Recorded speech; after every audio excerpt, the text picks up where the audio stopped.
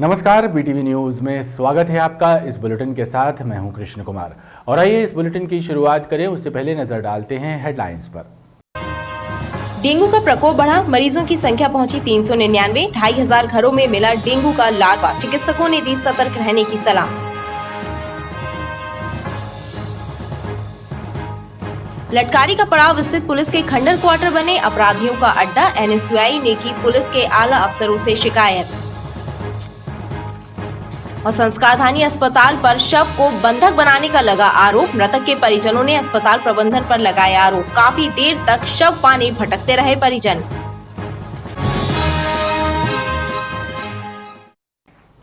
अमर शहीद राजा शंकर शाह और कुंवर रघुनाथ शाह के बलिदान दिवस को आदिवासी संगठनों के साथ मिलकर भव्यता के साथ मनाने की घोषणा कांग्रेस पार्टी ने की है। इस संबंध में नगर कांग्रेस कमेटी के पदाधिकारियों और कांग्रेस नेताओं की एक बैठक हुई, जिसमें पूर्व कैबिनेट मंत्री और कांग्रेस के विधायक भी शामिल हुए। अमर शहीद राजा शंकर शाह कुंवर रघुनाथ शाह के बलिदान दिवस के कार्यक्रम को आदिवासी संगठनों के साथ मिलकर भव्यता से मनाने की घोषणा कांग्रेस पार्टी ने की है। बलिदान दिवस के अवसर पर कांग्रेस के प्रदेश स्तरीय नेताओं का भी जबलपुर आगमन होगा। नगर कांग्रेस कमेटी के पदाधिकारियों और कांग्रेस नेताओं की बलिदान दिवस के कार्यक्रम को लेकर एक बैठक हुई, जिसमें नगर कांग्रेस के पदाधिकारी, पूर्व कैबिनेट मंत्री लखन घनघोरिया, कांग्रेस विधायक विनय सक्सेना भी शामिल हुए। नगर कांग्रेस अध्यक्ष दिनेश यादव ने बताया कि प्रदेश कांग्रेस के आह्वान पर पार्टी अमर शहीदों का बलिदान दिवस भव्यता के साथ मनाएगी। इसे लेकर आदिवासी समाज के संगठनों और समितियों से भी उनकी चर्चा जारी है।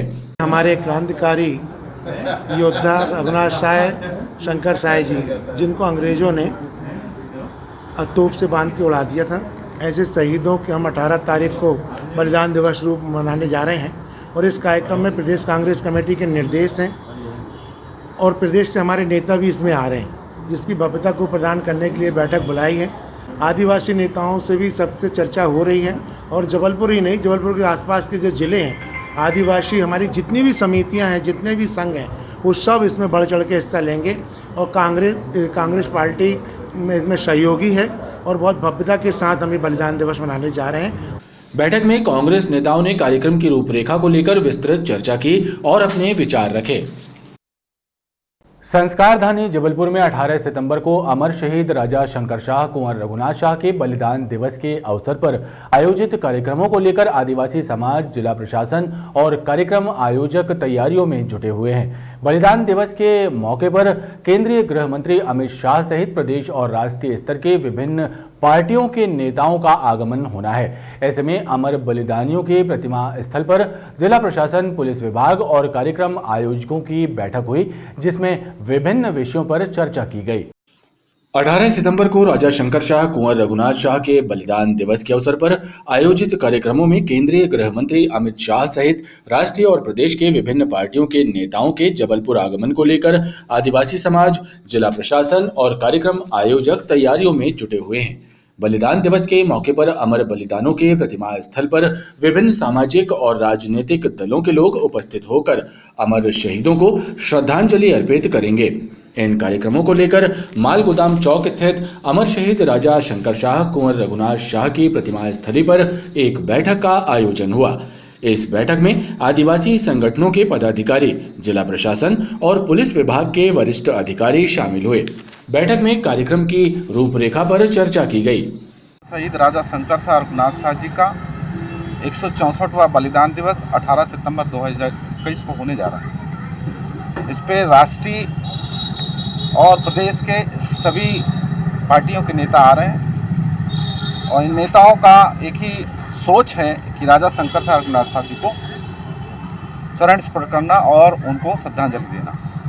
हम आदिवासियों को जो आज जिस तरह से राजा शंकर शाह रघुनाथ साहब को सम्मान मिल रहा है, उसी सम्मान में गढ़ा गोंडवाना संरक्षण संघ ने एक बड़ा आयोजन करने का जो बीड़ा उठाया है, वो इस वर्ष भी बड़ा बीड़ा।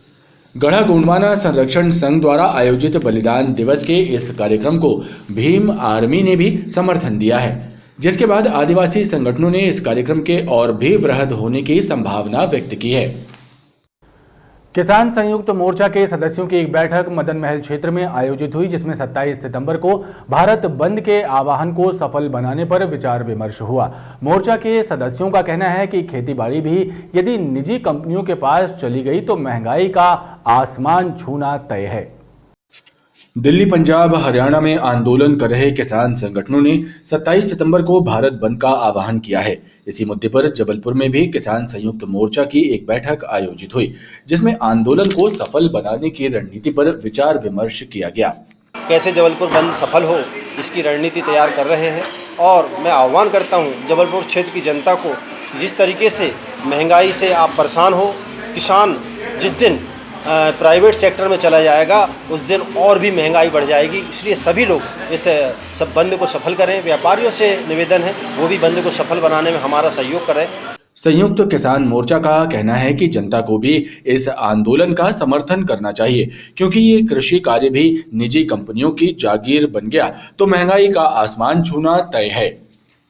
अखिल भारतीय ब्राह्मण महासभा का अधिवेशन ग्वारीघाट में आयोजित हुआ, जिसमें जातिगत आरक्षण और SC/ST एक्ट समाप्त कराने के लिए आंदोलन की रूपरेखा तय की गई। साथ ही समाज के उत्थान के लिए किए जा रहे प्रयासों पर विचार विमर्श किया गया। अखिल भारतीय ब्राह्मण महासभा का महाधिवेशन ग्वारीघाट में आयोजित हुआ, जिसमें महासभा के राष्ट्रीय अध्यक्ष मोहनलाल तिवारी सहित कई राष्ट्रीय पदाधिकारी मौजूद रहे। महाधिवेशन में ज्वलंत समस्याओं के साथ ही जातिगत आरक्षण व्यवस्था और SC/ST एक्ट के दुरुपयोग को रोकने की रूपरेखा तय की गई। आर्थिक आधार पर आरक्षण व्यवस्था लागू कराए जाने पर विचार विमर्श किया गया। इसमें हमारा उद्देश्य यही है कि शासन जो है ब्राह्मणों के साथ लगातार अन्याय कर रहा है। हमारी मांग है कि ब्राह्मण कल्याण बोर्ड गठित हो, जो ये SC/ST एक्ट जो लगा है इसका सर्वोच्च न्यायालय के निर्णय के अनुसार इसका पालन हो। आरक्षण जो है आर्थिक आधार पर होना चाहिए, जिससे गरीबों के जो हरिजन आदिवासी पिछड़ा वर्ग के जो गरीब हैं उनको भी इससे लाभ मिलना चाहिए।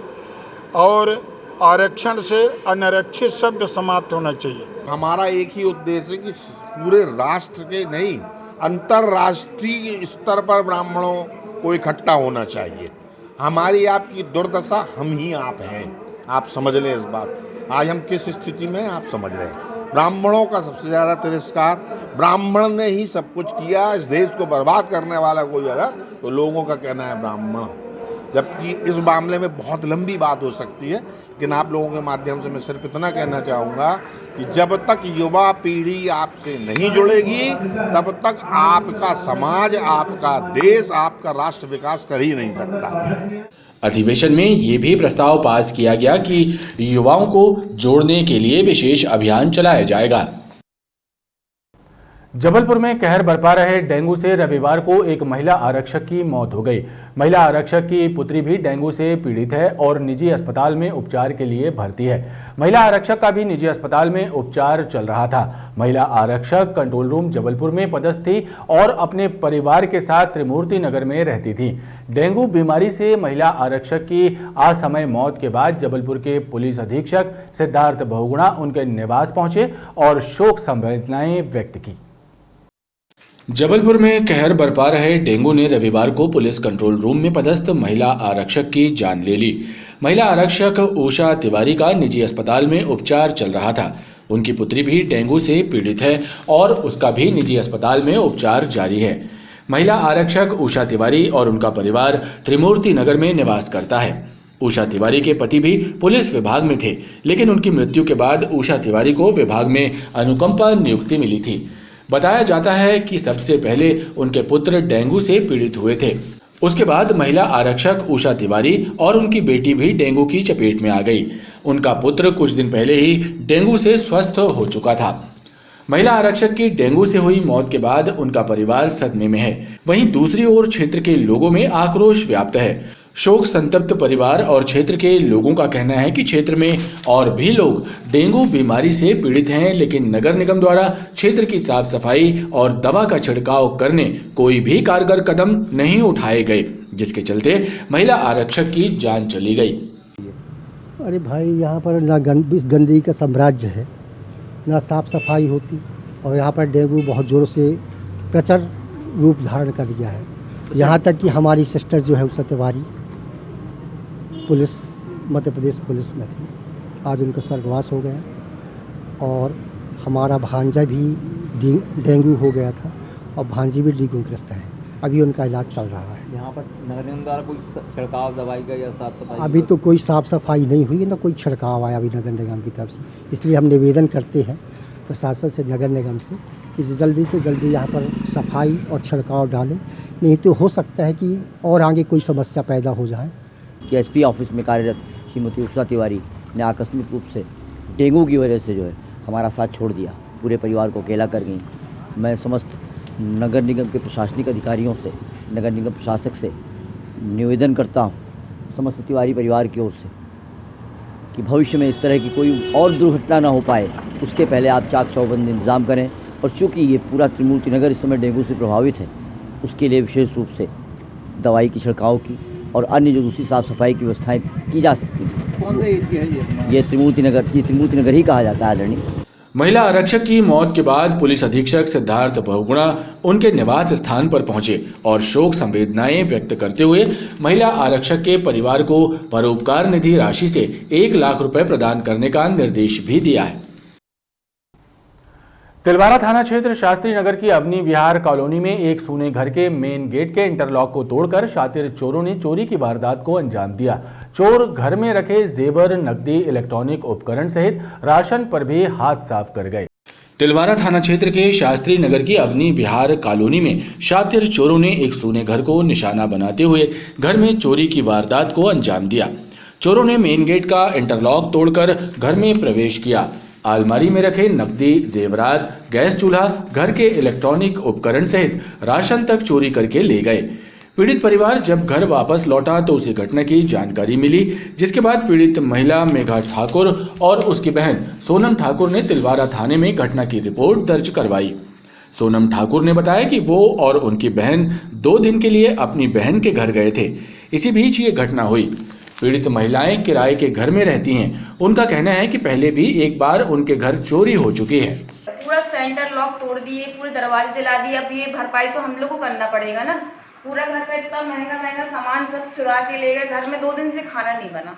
ये यहाँ पे LED लगी थी, यहाँ होम थिएटर लगा था। हाँ, होम थिएटर लगा था। उसके बाद क्या हुआ, पूरे गैस सिलेंडर चुरा के किचन से ले गए। राशन तक का सामान ले गए। पूरे मोबाइल हमारे और हमारी बहन का मोबाइल, जेवर में मेरी पायल ले गए हैं चांदी की, और तो मेरे कान की टॉप्स थे वो ले गए।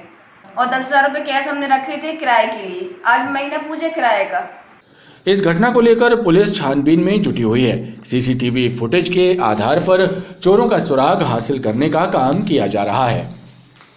रांझी मानेगांव में डेंगू के बढ़ते प्रकोप के विरोध में नगर निगम प्रशासन का पुतला दहन कर रहे कांग्रेसियों और पुलिस के बीच जमकर झूमाझपटी हुई।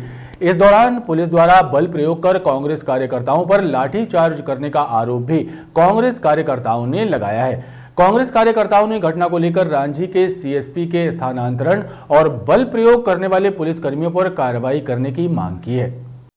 रांझी मानेगांव में डेंगू के बढ़ते प्रकोप के खिलाफ प्रदर्शन और नगर निगम प्रशासन का पुतला दहन कर रहे कांग्रेसियों और पुलिस के बीच झूमाझपटी होने से हंगामा और विवाद खड़ा हो गया। प्रदर्शनकारी कांग्रेस कार्यकर्ताओं ने रांझी सीएसपी के इशारे पर कांग्रेस कार्यकर्ताओं पर पुलिस द्वारा बल प्रयोग कर लाठीचार्ज करने का आरोप लगाया। कांग्रेस कार्यकर्ताओं ने पुलिस के बल प्रयोग से 3 कार्यकर्ताओं के घायल होने के आरोप लगाए। इस मामले को लेकर क्षेत्र में घंटों हंगामा मचा रहा।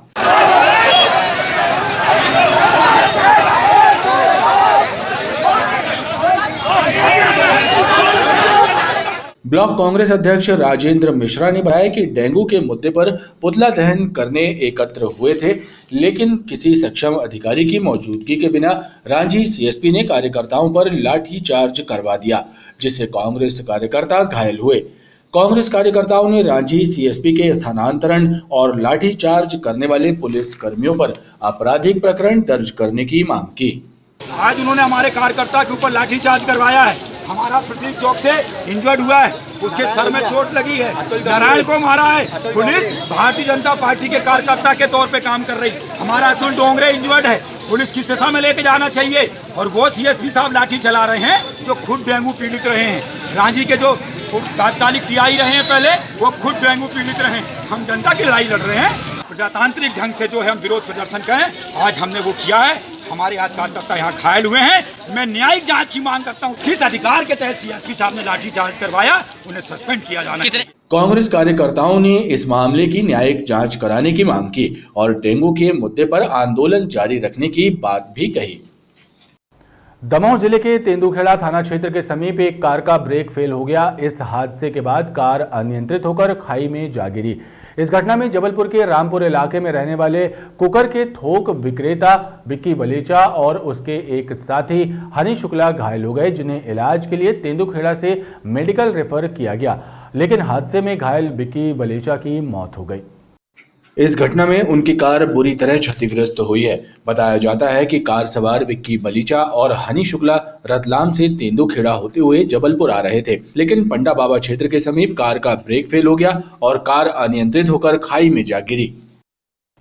खबरों का क्रम लगातार जारी है, आप देखते रहिए BTV न्यूज।